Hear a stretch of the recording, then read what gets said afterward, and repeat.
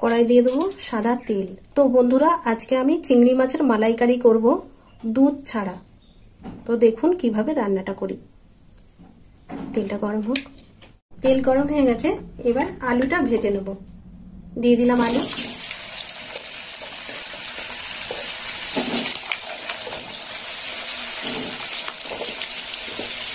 সব আলুগুলো ভেজে দেব।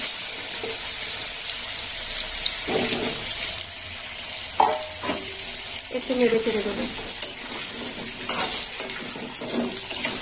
লবণ দেবো আলুর মধ্যে।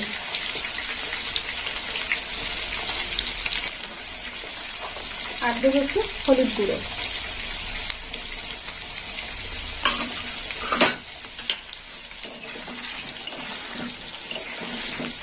একটু ভালো করে নেড়ে চেড়ে নেবো।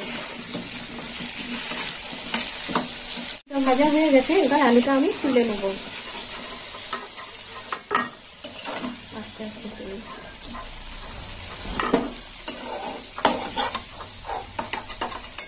এগুলো তুলে নিলাম।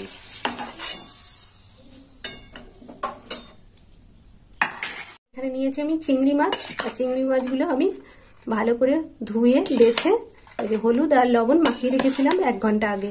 এবার আমি চিংড়ি মাছগুলো ভেজে নেব।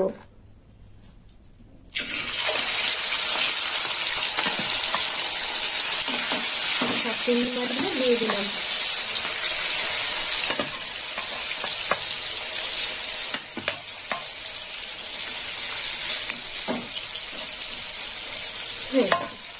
চিংড়ি মাছটা উল্টে দেবো একটা করে।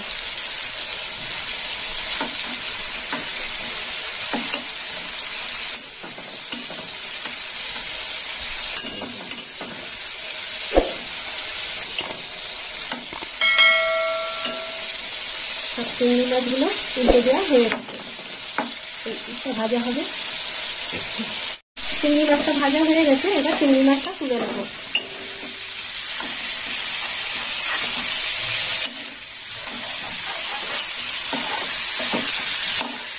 তুলে নিলাম চিংড়ি মাছ।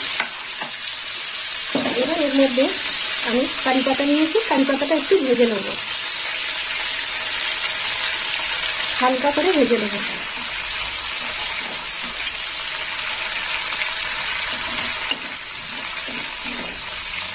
দেখুন বন্ধুরা, এইভাবে কারি পাতাটা ভেজে নিতে হবে।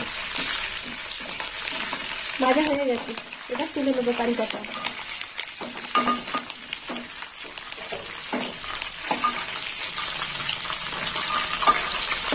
সবটা তুলে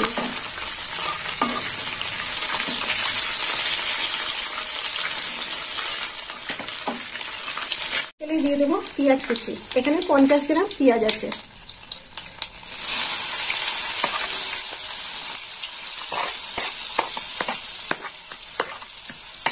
এটা নেড়ে চেড়ে দেবো। পেঁয়াজটা একটু লাল লাল করে ভাজা হবে, তারপরে মশলা দেবো।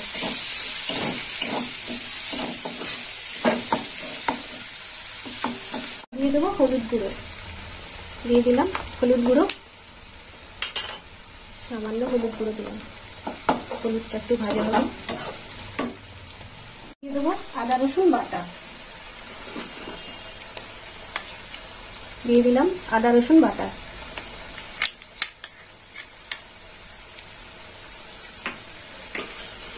এবার একটু ভালো করে নেড়ে চেড়ে নেব। এবার দিয়ে দেবো 2টো তেজপাতা, ছোট ছোট দিয়ে দিলাম তেজপাতা। মশলাটা ভালো করে কষে নেব। দিয়ে দেবো লঙ্কার গুঁড়ো। মশলার কাঁচা গন্ধটা উঠে গেছে। দিয়ে দিলাম লঙ্কার গুঁড়ো। এখানে 1 চামচ লঙ্কার গুঁড়ো দিয়েছি। দিয়ে দিলাম লঙ্কার গুঁড়ো।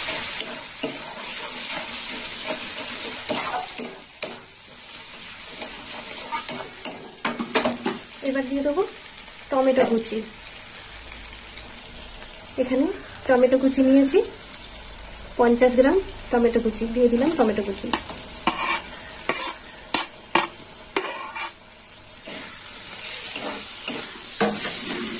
ভালো করে কষে নেব টমেটো কুচি।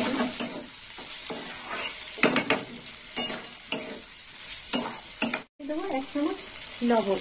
দিয়ে দিলাম লবণ।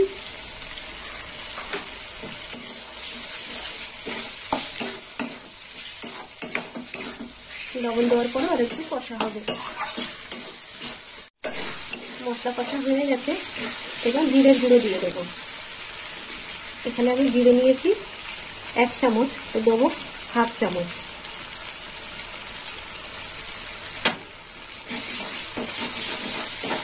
আর একটু নেড়ে ছেড়ে নেবো। এবার দিয়ে দেবো ভেজে রাখা আলু আর চিংড়ি মাছ। দিয়ে দিলাম ভেজে রাখা আলু চিংড়ি মাছ।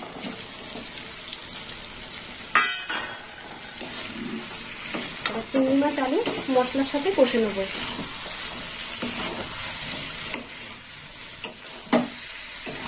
চিংড়ি মাছ আলু কষা হয়ে গেছে, এবার গরম মশলার গুঁড়ো দিয়ে দেবো। এরপরে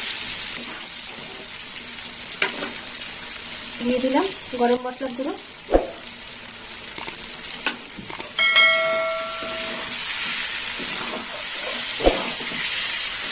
গরম মশলা দেওয়ার পরে একটু কষে নেবো। হয়ে গেছে, এবার জল দিয়ে দেবো। দিয়ে দিলাম জল। আলুটা সিদ্ধ হবে, তার জন্য একটু বেশি জল দিচ্ছি।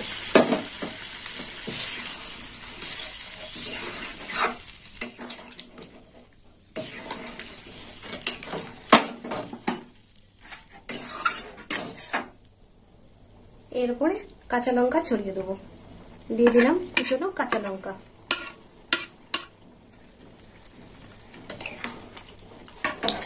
এটা একদম শুকনো শুকনো হবে, তো আমি একটু ঝোল রাখবো, গা মাখো করবো। দেখি কতদূর চিংড়ি মাছের তরকারিটা হলো। সাঁড়াশি দিয়ে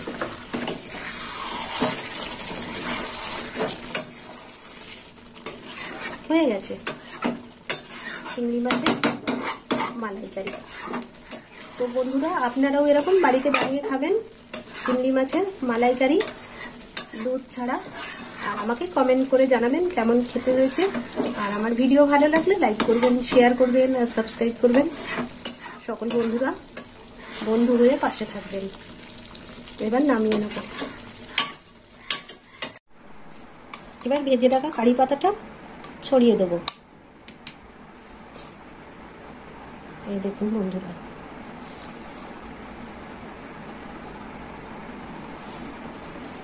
সবটাই দিয়ে দেবো।